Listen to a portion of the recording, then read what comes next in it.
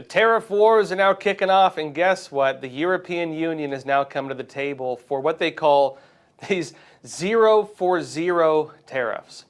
Now look, on the other side of all this, the Chinese Communist Party, they're kind of the one holdout. They're doubling down against the United States, and we could actually see a pretty big trade war happen with them.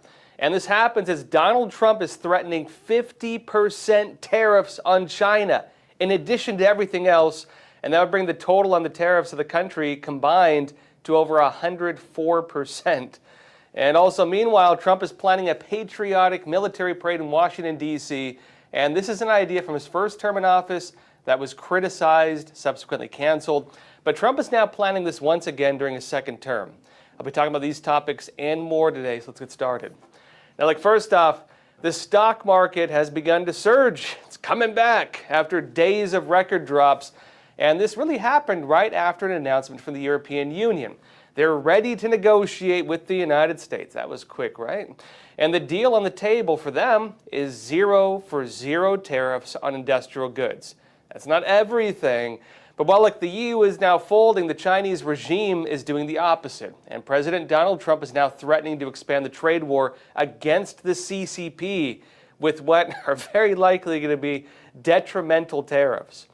Now, first off, on the European Union, Donald Trump announces Liberation Day tariffs. Countries, they begin folding one after another, coming to the table. Two of the only major holdouts were the European Union and the Chinese Communist Party. One of them has now folded. The EU is ready to make a deal. President of the EU Commission, Ursula von der Leyen, she's now made an offer on this. Watch. We stand ready to negotiate with the United States. Indeed, we have offered 0 tariffs for industrial goods, as we have successfully done with many other trading partners, because Europe is always ready for a good deal, so we keep it on the table. But we are also prepared to respond through countermeasures and defend our interests. Now, in her post on this announcement on X, she also wrote, quote, Europe is ready to negotiate with the U.S. We have offered 0 tariffs for industrial goods. She said, because we're always ready for a good deal, but we're also prepared to respond with countermeasures and protect ourselves against indirect effects through trade diversion. Now, what's important with what the EU is now doing is basically this is only about 0 tariffs on industrial goods. This will not address tariffs on everything. And the issue with the Trump administration right now with these tariffs is that they're going to take trade imbalances into consideration. It's not just direct tariffs. So 0 doesn't address probably nearly everything. But that does mean, currency manipulation. It means counterfeits. It means fines. It's even just outright bad trade deals. And as many countries, with many of them, the tariff rate that Trump has placed on the European Union, these are not just limited to one category of tariffs, right? This is a lot of things. And a big part of the debate with Europe right now is also going to be around the fines that various countries in the EU and the EU itself place on U.S. tech companies. Among the many actions they're discussing is the possibility of hitting X, with Elon Musk, with a $1 billion fine. $1 billion, allegedly over its failures to censor content in line with European law. But also what looks like an attempt to make an example out of an American company by going after the social media platform run by Elon Musk, who's, again, in the Trump administration. Now, Breitbart said this, it said EU regulators are gearing up to impose massive fines exceeding $1 billion on Elon Musk's X for alleged violations of a landmark law aimed at censoring online discussions. Now, notes the New York Times reports that the EU is preparing to issue major penalties against X, the social media platform owned by Elon Musk, for breaking the bloc's groundbreaking Digital Services Act. That's their big law in all this. Now, it says 4 people with knowledge of the plans revealed that the penalties will likely include a substantial fine surpassing $1 billion. And it says also demands for significant changes to the platform. How dare they allow freedom of speech, right? Now, notice the investigation into X began in 2023 with regulators issuing a preliminary ruling last year that the platform had violated the law. It notes the two parties could still reach a settlement if X agrees to make changes that address the regulators' concerns, presumably by heavily censoring the platform. However, Elon Musk has been critical of European politics and is expected to contest any regulation. It notes a second broader EU investigation is also underway, meaning this is not even the end of it, which could lead to additional penalties, meaning they are fining American companies left, right, and center. It notes also officials believe that X's hands-off approach to moderating user-generated content has made it a hub for illegal hate speech, illegal in the EU, illegal disinformation, and other material that undermines democracy across the 27-nation bloc, again, of the European Union. Now look, that also may not go over so well for Europe, at least not in terms of finding an end to this trade war.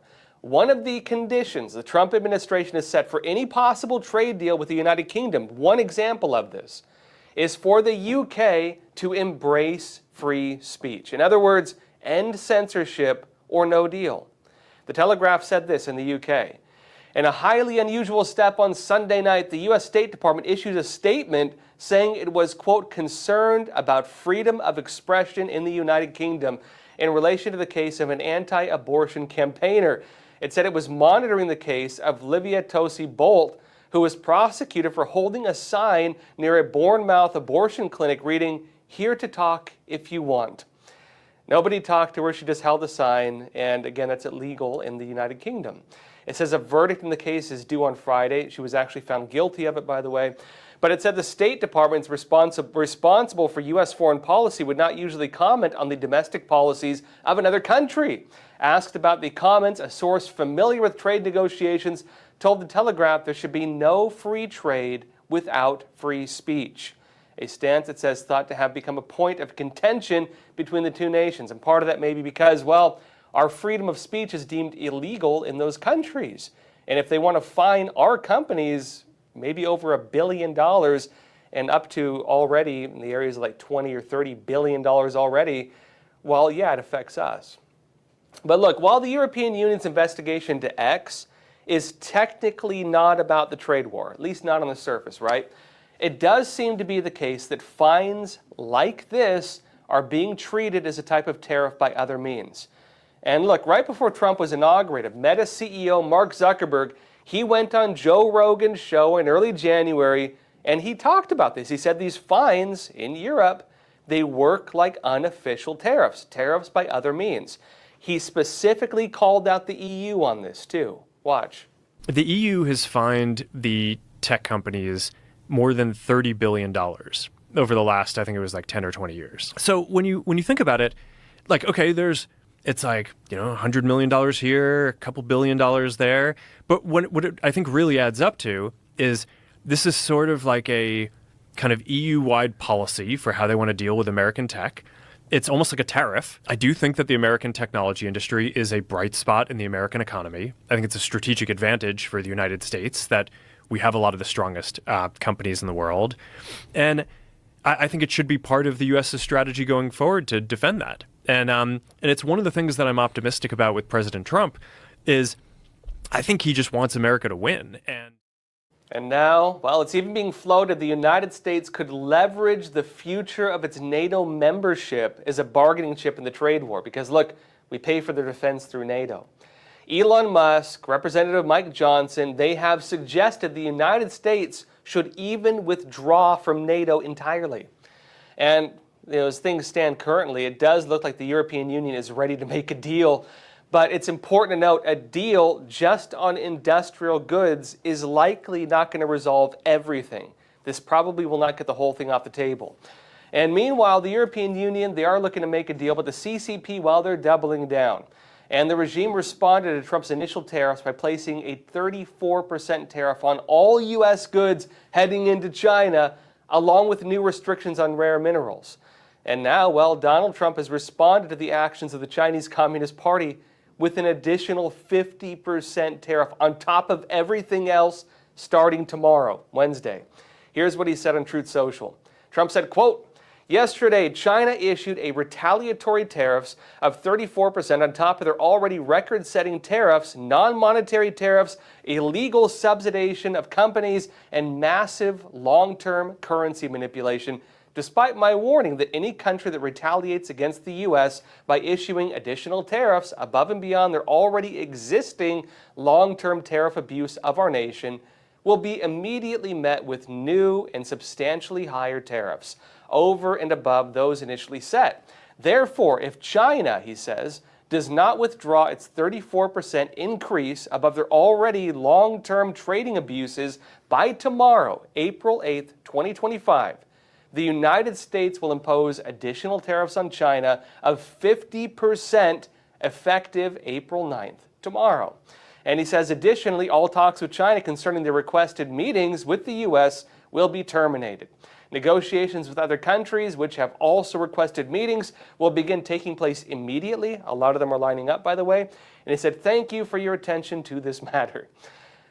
Now, look, already, the tariffs currently in place are detrimental to the Chinese Communist Party. I don't think they're going to survive this. The latest round was 34% tariffs. That was on top of the existing 20% that was announced back in March.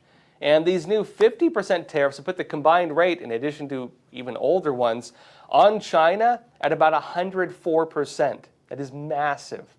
And now, well, what's the CCP doing? Are they coming to negotiate? Well, the Chinese Communist Party responded to this saying they will, quote, fight to the end. And the end is coming quick for them, I think. But look, the impact on the Chinese market was looking really grim already across the board. The CCP's markets were seeing their biggest drops in history. And making a deal for the CCP, it may be a bit more difficult. They were cited as the worst abusers in the entire world, more than any other country that was looked at in these tariffs. Again, more than any other country on bad trade practices. They were the worst. It's not even just about tariffs. They're huge on intellectual property theft. The CCP heavily manipulates currency. They have state-subsidized businesses, something Trump called out as well. In fact, look, they're doing this in the open right now, even manipulating their currency with the tariffs. And the regime also works through a lot of backdoors in global trade. They use a lot of loopholes, like the de minimis law that let them sell goods at artificially low costs, which has now been ended as well, by the way. And the CCP has also built its economy on so many layers of abuses like this, one after the next, that there's no way they can get out of this without facing some degree of economic devastation. Even one of these would be a big deal, let alone the whole picture. And look, even aside from the normal trade deals, just with manufacturing and investment coming back to the United States, that's a direct competition with China. This alone will be devastating for the Chinese economy. And look, on this point, the return of American industry, it does seem to be among Trump's main goals here. Basically, look, in most countries, American goods had been, at least until now, rendered unable to compete on prices. We could not compete. And this was done by many countries as a way to protect their domestic producers from having to compete with American products. The overall effect of that, well, it was that American goods really could not be sold in most of the world. We were denied markets. And that had a domino effect on other factories and, production chains and everything else right here in the United States. We could not have it here. What that meant was that our jobs had to leave because of these foreign trade restrictions. Those went to other countries as well. And look, hey, that's fine and dandy for the big corporations. They made out well, right? Doesn't matter if they manufacture here or in Indonesia or in China. Their profit margins, that's all that matters. And when you look at the stock market, it reflects that. But does it reflect the interests of the average American? It does not seem that's the case. This meant that they lost their jobs. It meant less opportunity. And I'd say this is where the discrepancy is really playing out right now. The narrative we're hearing from the White House is also along these lines. They're publishing even their own promo videos on this, called propaganda. But watch this. For decades, the United States slashed our trade barriers on other countries, while those nations placed massive tariffs on our products and created outrageous non-monetary barriers to decimate our industries. They manipulated their currencies, subsidized their exports, stole our intellectual property, imposed exorbitant VAT taxes to disadvantage our products, adopted unfair rules and technical standards, and created filthy pollution havens. This all happened with no response from the United States of America. But those days are over. But such horrendous imbalances have devastated our industrial base and put our national security at risk. In the face of unrelenting economic warfare, the United States can no longer continue with a policy of unilateral economic surrender. We have to take care of our people, and we're going to take care of our people first.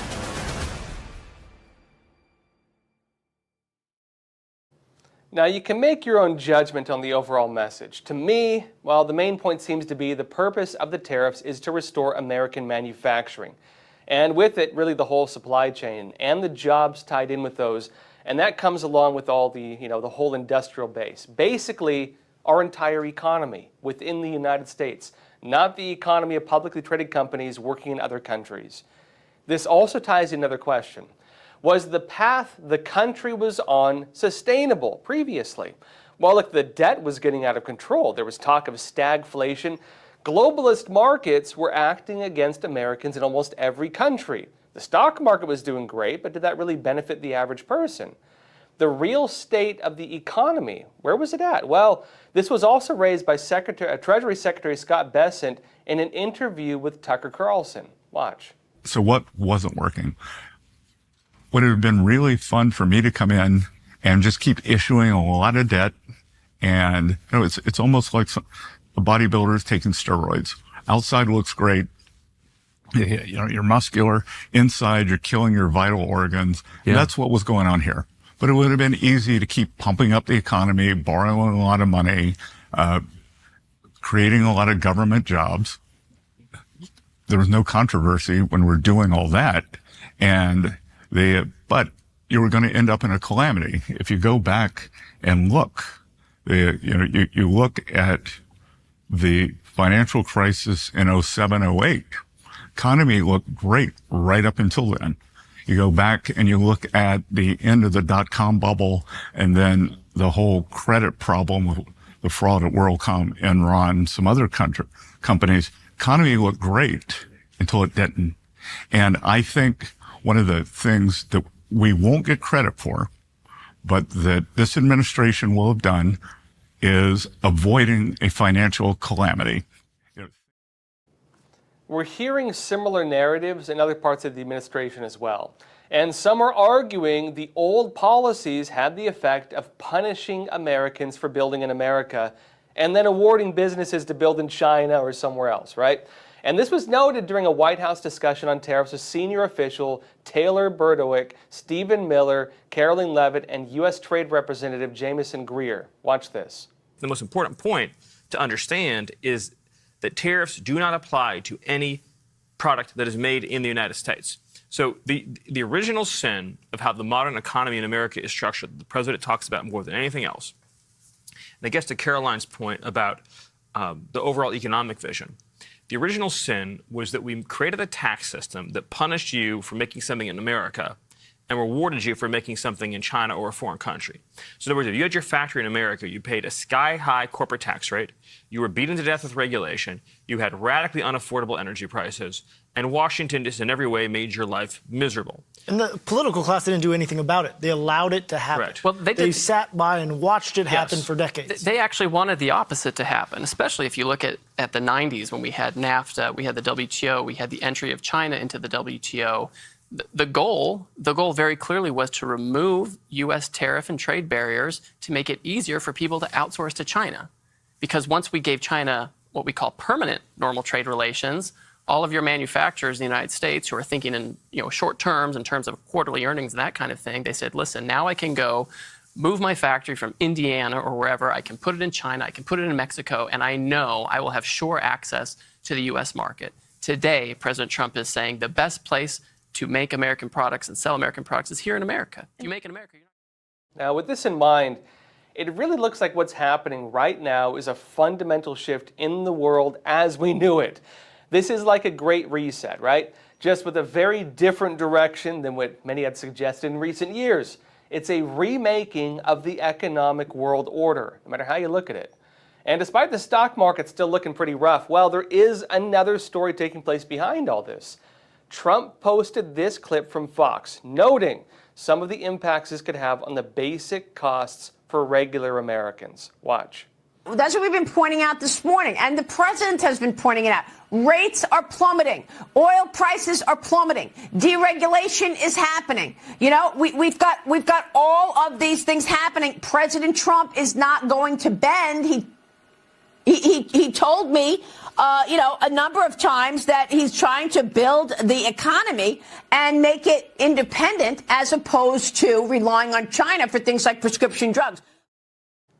Treasury Secretary Scott Bessent, he's also been harping on the same point. This was during an interview with NBC's Christy Welker, and he noted in previous experiences, tariffs did cause shocks to the stock market, but the overall effect was different. For example, oil prices going down. Watch. Kristen, what I like is data.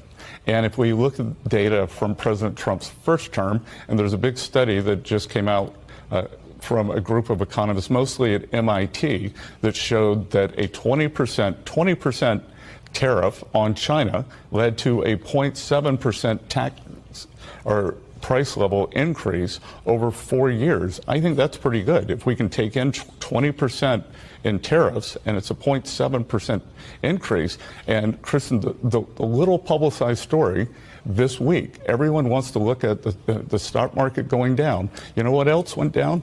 Oil prices went down almost 15% in 2 days, which impacts working Americans much more than the stock market does. Interest rates hit their low for the year, so I'm expecting the mortgage applications to pick up. Let's go back. The aggregate number was 0.7, so we can discern the individual things. Also, households saw real net wages go up. So if wages go up faster than prices, which is not what happened over the past 4 years, that's why the bottom 50% got eviscerated. Again, this goes to the point. The surface image of the stock market does not necessarily reflect the economic well-being of your average person. Some of these businesses are foreign businesses. They manufacture elsewhere. They're headquartered in the United States. They have no value for the average person, for many of them. And Trump also commented on the current shakeup as well. In a discussion with reporters on Air Force One on Sunday, he said the way things were being done was not sustainable. He said the United States cannot lose $1.9 trillion on trade. And he explained this current actions, although arguably very heavy-handed, these are meant to address this. Watch. I've spoken to many countries. They all want to do, just so you understand the power of what I'm doing. Every country is calling and being very solicitous of us. Very, very nice. They're being very nice. And we have to be able to justify this is not sustainable. The United States can't lose $1.9 trillion on trade. We can't do that and also spend a lot of money on NATO in order to protect European nations. We cover them with military, then we lose money on trade. The whole thing is crazy. And I got elected on that basis. We explained it. You know, the American people understand it a lot better than the media. But the media understands it. And much of the media writes correctly about it, I must say. He also published a statement right along these same lines on Truth Social. Here's what he wrote. He said, oil prices are down, interest rates are down, the slow-moving Fed should cut rates, food prices are down, there is no inflation, and the long-term abused USA is bringing in billions of dollars a week from the abusing countries on tariffs that are already in place. This is despite the fact that the biggest abuser of them all, China, whose markets are crashing, and they are right now, just raised its tariffs by 34% on top of its long-term, ridiculously high tariffs. Plus, not acknowledging my warning for abusing countries not to retaliate. They've made enough for decades, taking advantage of the good old USA. Our past leaders, quote unquote, are to blame for allowing this and so much else to happen to our country. And they said, make America great again. Now look, in other news, President Donald Trump, speaking of patriotism, He's planning a patriotic military parade in Washington, D.C. This is an idea he had in his first term of office. He was criticized for it. They kind of scrapped it later. They said this is like what leaders from North Korea or Iran might do. He's now planning to once again do this. He wants to actually do it this time. I'll be talking more about it after I come back from a quick break. Experts agree. One of the best ways to protect against financial uncertainty is to diversify your portfolio. Learn how physical gold and silver can secure your retirement funds from today's economic challenges. With a gold IRA from American Hartford Gold, you can safeguard your wealth with no penalties or taxes when you transfer your current qualifying retirement accounts. Call now and our precious metals specialists will send you a free information kit, no cost or obligation. American Hartford Gold, a trusted industry leader with an A+ from the Better Business Bureau, has a 5-star rating from thousands of happy clients. Whether you are getting physical precious metals in a gold IRA or delivered to your doorstep, we offer only the highest quality gold and silver. For your peace of mind, we also offer a no-fee buyback commitment, a low price guarantee, along with free shipping and free insurance. So don't wait. Call the number on your screen today and secure your financial future.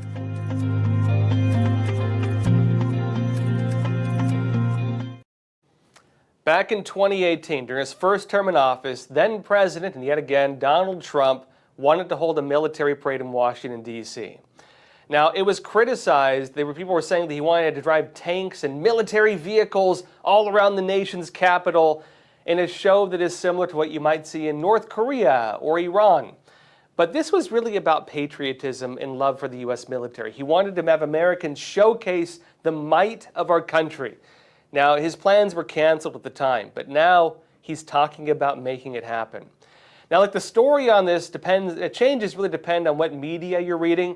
If you were to read a lot of the corporate media, the prevailing narrative right now is that this is about Trump correlating this with his birthday. It's a military parade for his birthday. They're framing him as like Kim Jong-un. The actual stated reason is that they're going to hold it on June 14th, which would be the 250th anniversary of the U.S. Army. So it depends on which media you're reading, right? Now, others are talking about the potential cost of it. It's estimated to hang around maybe $90 million.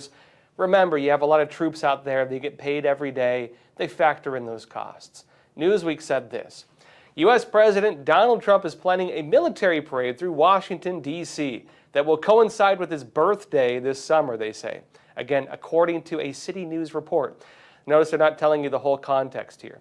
But they go in saying it's claimed that the event will mark the 250th anniversary of the U.S. Army on June 14th, which also happens to be the date of Trump's 79th birthday.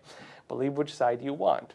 They know that Arlington County Board Chair Takis Chronotis told the Washington City paper that Trump's administration is planning a 4-mile-long military parade through the Capitol. The outlet reported this weekend.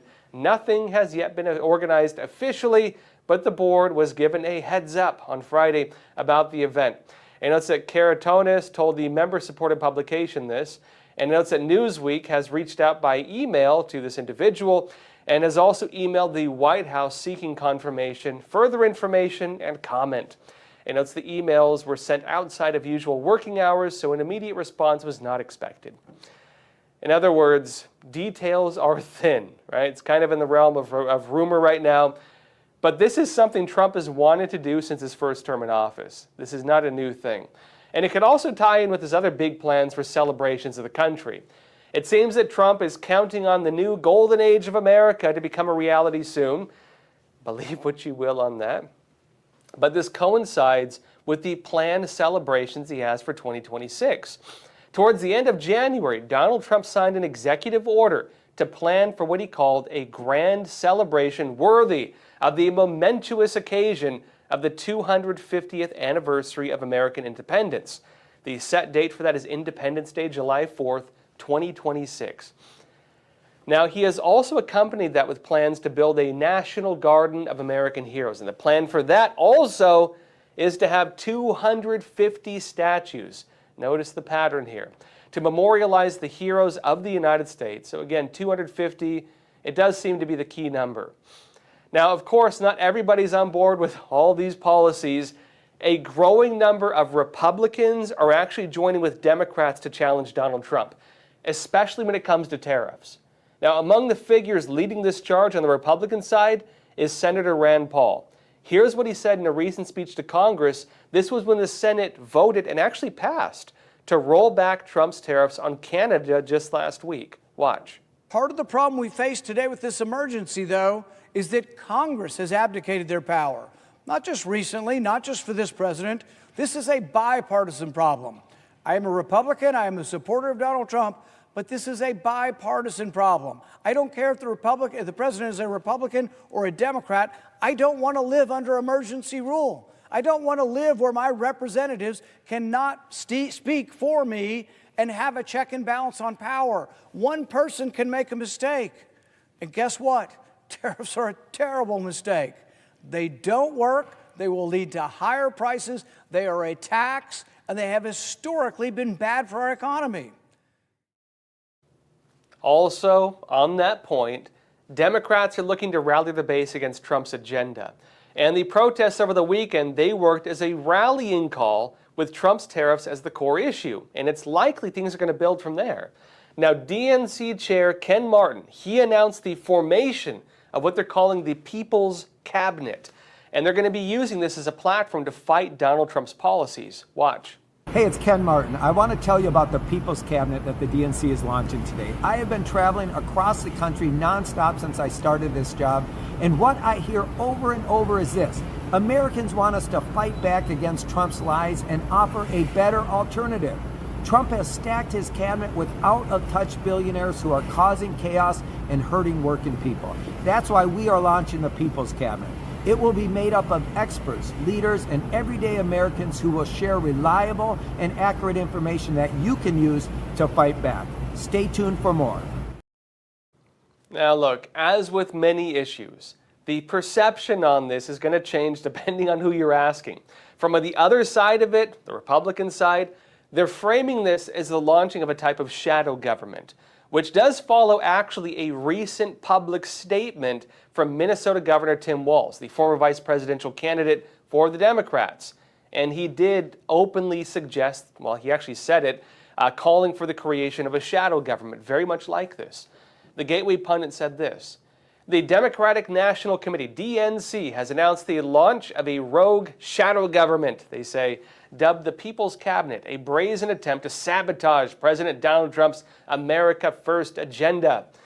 It says the announcement comes on the heels of Minnesota Governor Tim Walz's shocking call for a shadow government during a recent town hall in Eau Claire, Wisconsin, where he openly advocated for what he called, quote, alternate press conferences to spin the public with Democrat-approved talking points. So look, what is this, right? What is this shadow government? According to the actual DNC announcement, this is what they say. It's a, quote, new project from the DNC that will leverage a deep bench of qualified policy experts, national and local leaders, as well as community voices who, all working together, will cut through the lies and speak directly to the American people about the reality of the Trump administration's reckless and dangerous agenda. So what is this? Well, to me, this seems more like an information campaign, right? This is like the PR campaign of the DNC. It's likely this is also going to feed into the talking points among public officials, right? Kind of their central base, right? You can expect this to be the talking points for elected officials. Because of the way a lot of the media is, this will probably be the narratives carried by most news outlets. And this tactic could also be playing into the strategy we're seeing from the White House right now. The Trump administration also has this theory. They publish their own short videos. You might have seen Pete Hegseth or anybody else doing their own videos. They're speaking directly to the American people on what they're doing instead of going through the media to get the message out. This lets them communicate directly. It means they can't take them out of context. And it also means they can say exactly what they want to say and the narrative they want to be heard. And so, look, either way, it does look like we're going to be seeing a war of words taking place between both parties. Now, what do you think of this new People's Cabinet from the DNC? Do you think it's a shadow government? Do you think it's just a PR initiative? Let me know your thoughts. And any other questions or comments you may have in the chat. Let's jump into some questions. And also, don't forget to hit the like button. All right, folks, let's jump into it. First up, Aaron Shimano, you're saying, why do people like Elon Musk or Mark Carney, Mark Carney being again the current Prime Minister of Canada, still have business in China and show no signs of divesting? I don't get it. It is an unfortunate reality. Mark Carney does seem to be very favorable towards the CCP. Elon Musk, he does sell, Tesla's pretty big in China. Now there's different takes on, Starlink and that kind of stuff. There's some allegations the Chinese companies can invest in it through like back doors. You believe what you want. But when it comes to Tesla, this is what happened in China. Elon Musk was selling, of course, his electric cars in China. Suddenly in China, there was all this news. Tesla vehicles catching fire. There was all these scandals around it. The Chinese media was constantly reporting it. And they used that as a method to try to get Elon Musk to kind of calm down, on China and say what they wanted to say. He did kind of calm down on the China rhetoric. He did kind of back down on that. And then suddenly all the Teslas in China stopped catching on fire. What a coincidence, right?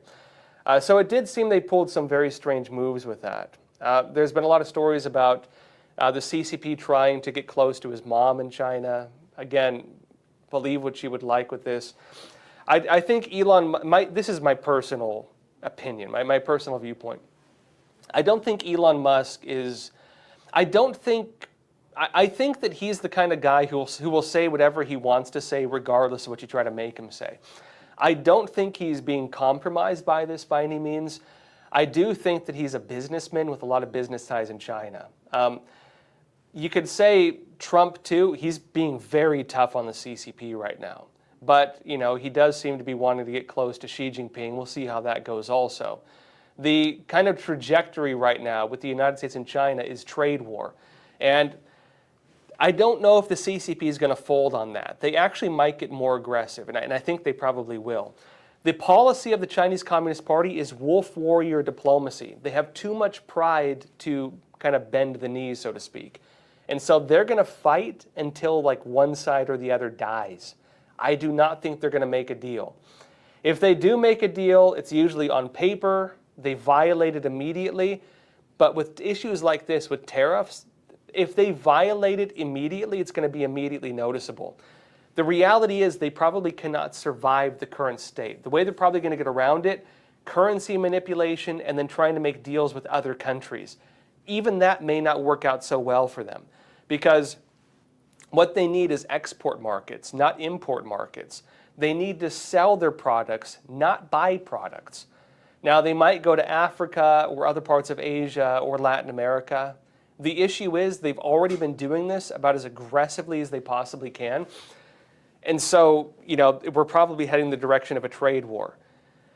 What else is the Chinese Communist Party doing? They're selling electric vehicles, meaning they're competing directly now with Elon Musk. And when you have in Europe, where, the left, not even the left wing, I think it's just Europe in general, and Canada, where, the anti-Tesla protests in the US, they're a thing on partisan lines.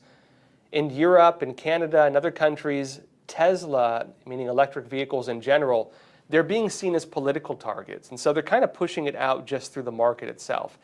The CCP is going to move in to replace that. And so I do think you're going to see the CCP competing more directly with the United States. And as that happens, they're also going to be competing more directly with American companies. And that also means Elon Musk.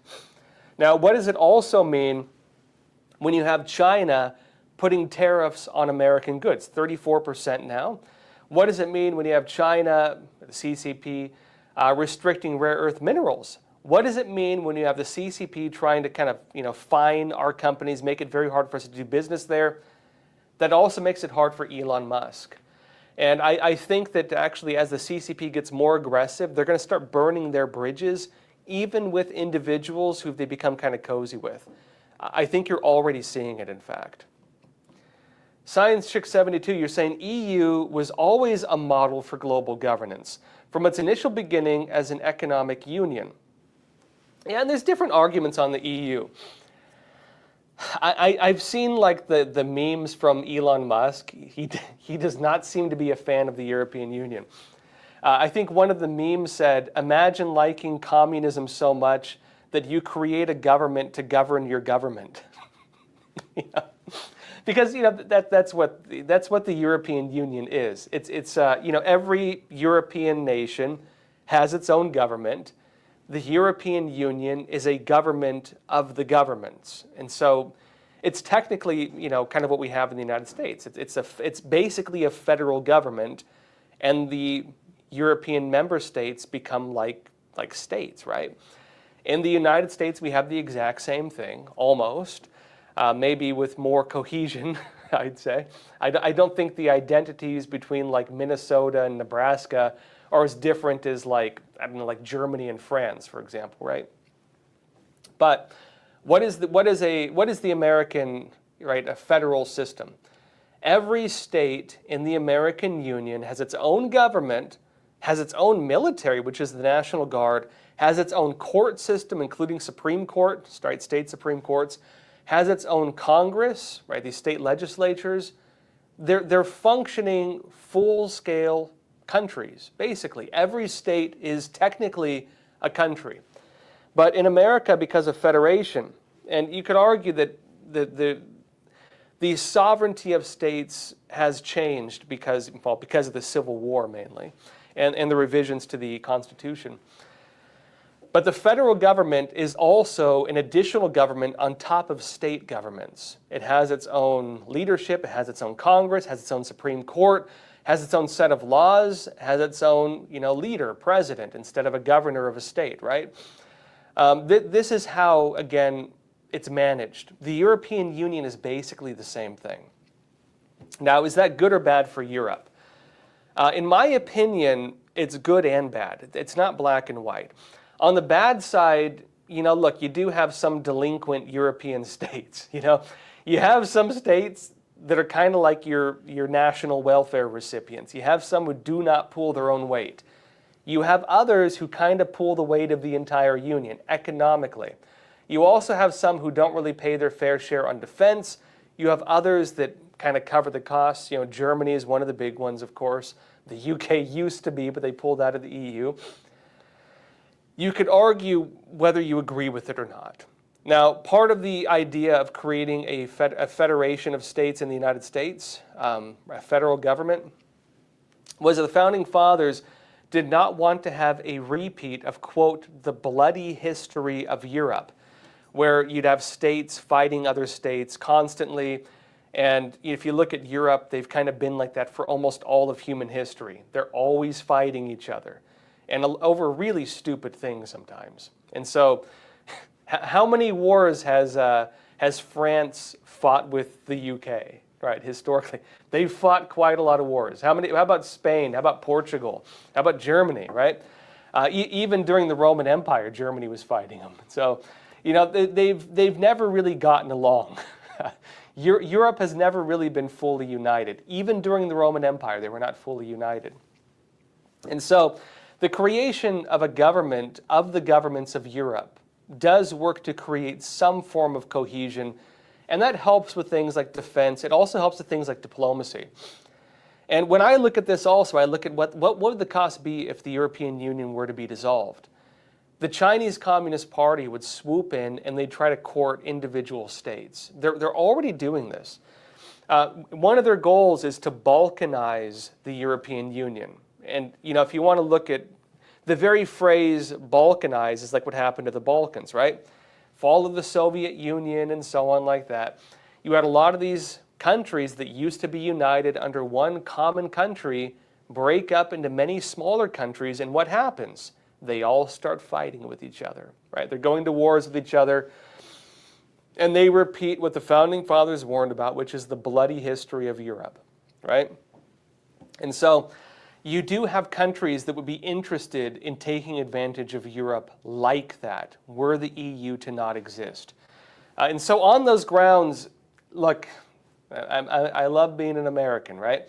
But I also think that the European Union, even though it may challenge the United States in many ways, I think it's better for them than worse. I think it's good that it exists because I know what's waiting in the wings if it were to go away. You would have countries very interested in subverting individual member states were the EU to not act as kind of a common ground for negotiations. I think it would be really bad for Europe. Denise B., you're saying there's such a fine line between acknowledging the threat that China and its infiltration into the U.S. poses and suspicion of Asian people currently inside the U.S. I've heard a lot of I've seen a lot of this. You're saying I wouldn't be good at distinguishing specific nationalities. Not to negate your concern, but I think most Chinese in this country originally came because they were fleeing religious, political, or financial oppression in their own country. That's totally true. I mean, look, I have a lot of friends who are Chinese. Almost all the people in my circle who are Chinese fled communism. I don't even know one of them who is pro-CCP. I don't know any. I go on shows, of course, you know, when I go to like CPAC and stuff. I do shows sometimes with like Chinese groups that are anti-Chinese Communist Party, like the democracy activists for China. I do their shows. I know plenty of people who are very much anti-CCP, and I'm also aware that, unfortunately, because even people who are very anti-CCP, they sometimes group in anti-CCP Chinese with like CCP subversion. And look, okay, like step back from it. If you see that there's some guy who maybe makes a mistake and, you know, or maybe intentionally subverts the Trump administration, and the guy looks like he's Asian, what's your first reaction going to be? Well, if you look at Twitter or X and like the comments, it's like, oh, is he a Chinese spy? Is he a Chinese spy? It's the knee-jerk immediate reaction for a lot of people now. Now, in some ways, it's good that people are becoming aware of the nature of CCP subversion. On the other side, it actually is kind of sad that you do have a lot of people who have nothing to do with the CCP getting put in that kind of corner. The other problem you do have, though, is the Chinese Communist Party really should take the blame for this. And by the way, this is also why I make a distinction between China and the Chinese Communist Party. This is why I say CCP. This is why I say the Chinese Communist Party or the Chinese regime.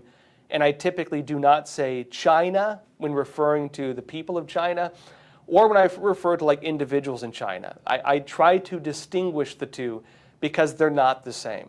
The CCP has historically been the greatest abuser of the Chinese people. It has killed upwards of 100 million, possibly even 150 million, depending on the estimates you go by.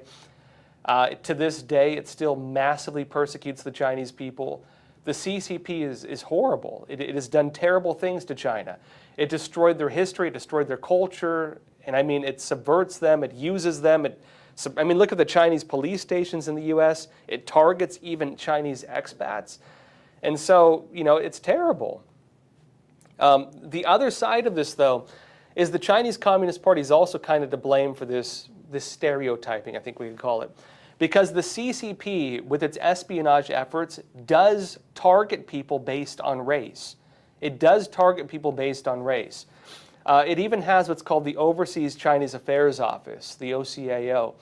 And this organization, as the name suggests, Overseas Chinese Affairs, tries to manage overseas Chinese people. That's not even just Chinese citizens.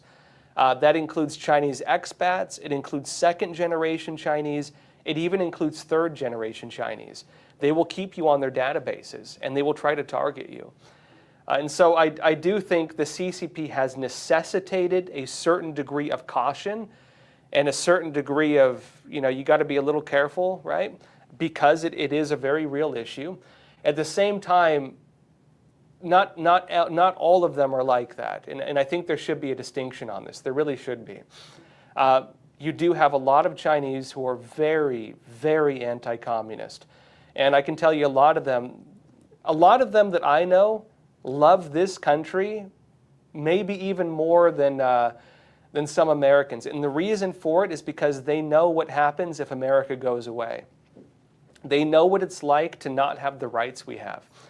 I remember when I was younger, actually, I had a Chinese friend, and she told me that. She says, you know, you Americans, you don't realize what you have. Maybe we do now. Maybe the last few years has been has been a wake-up call for a lot of people. But I think it's true. I think for a long time, a lot of Americans, they can understand our policies from within the perspective of our country. They do not understand the value of America in context of what a lot of the rest of the world has dealt with, especially people who've lived under communism. And so, you'll find some of your biggest patriots, American patriots, among these communities.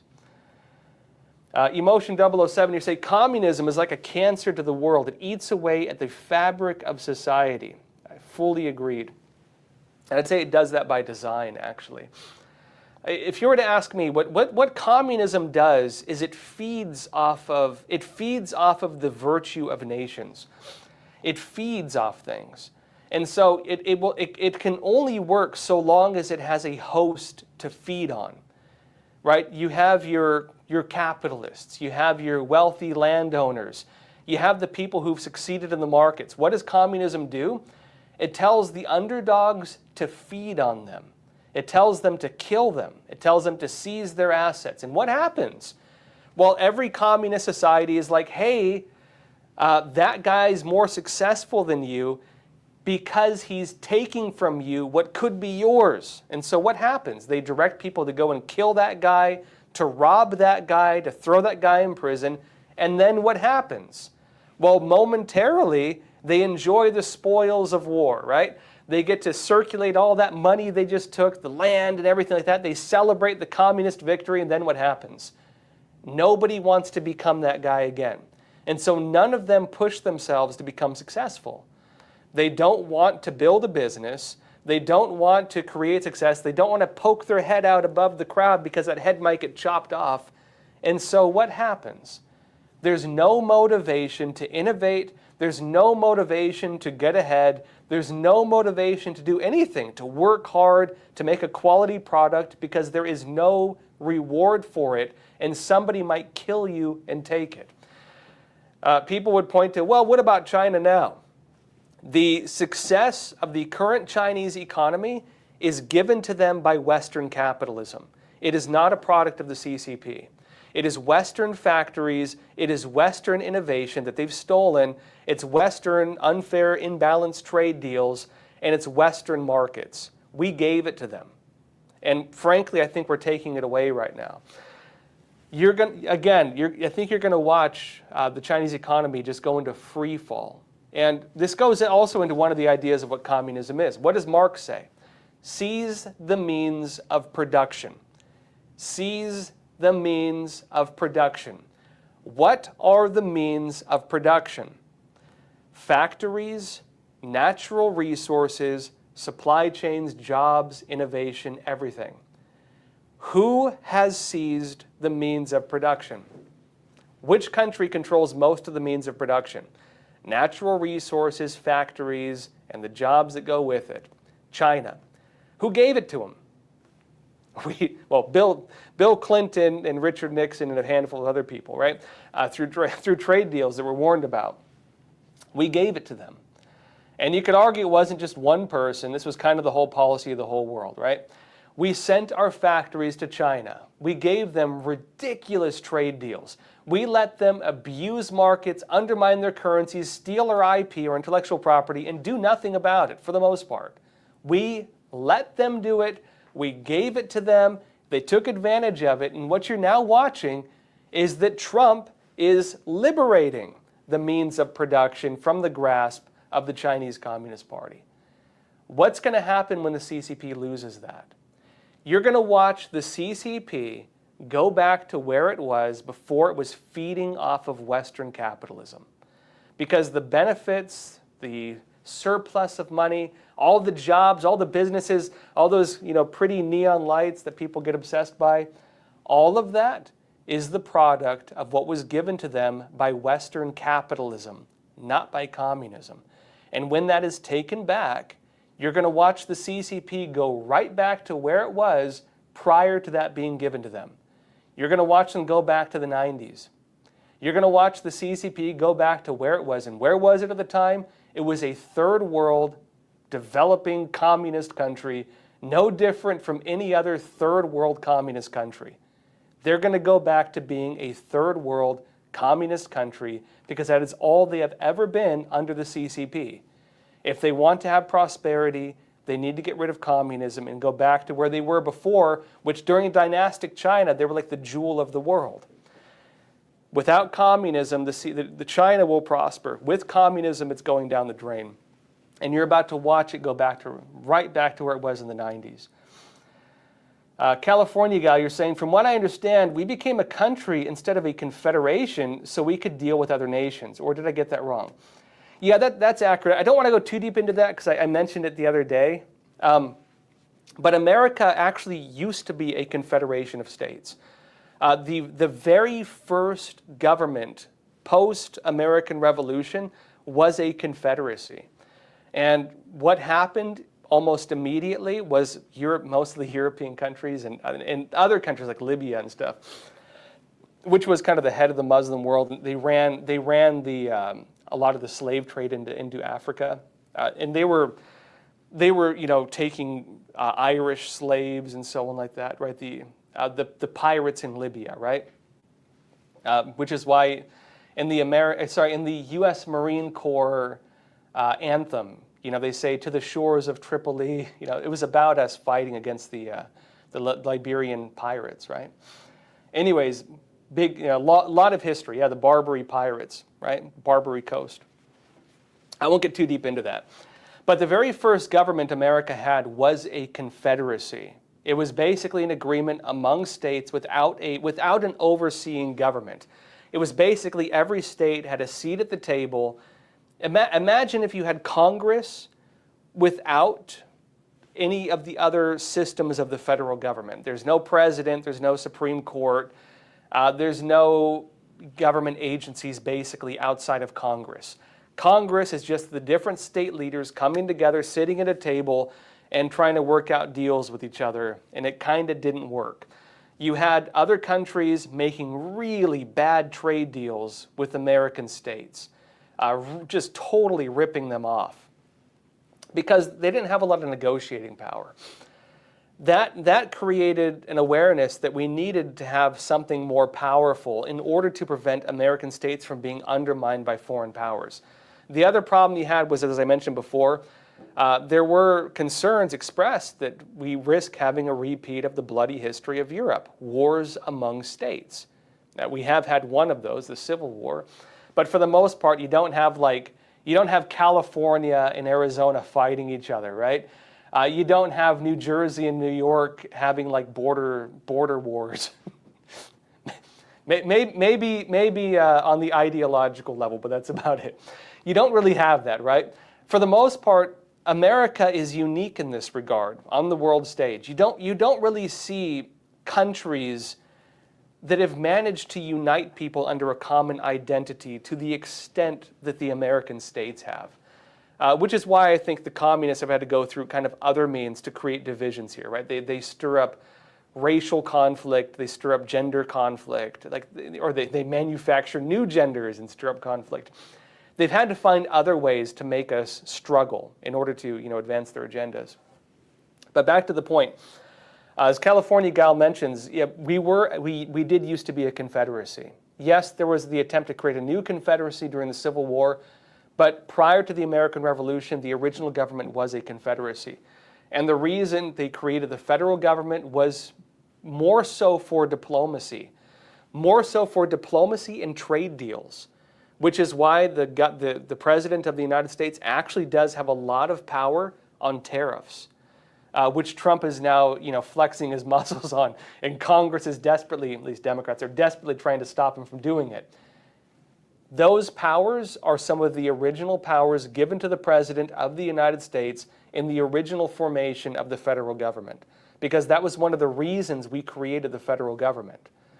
That, of course, basically diplomacy, trade, and national defense, including border security. Those are the three core responsibilities.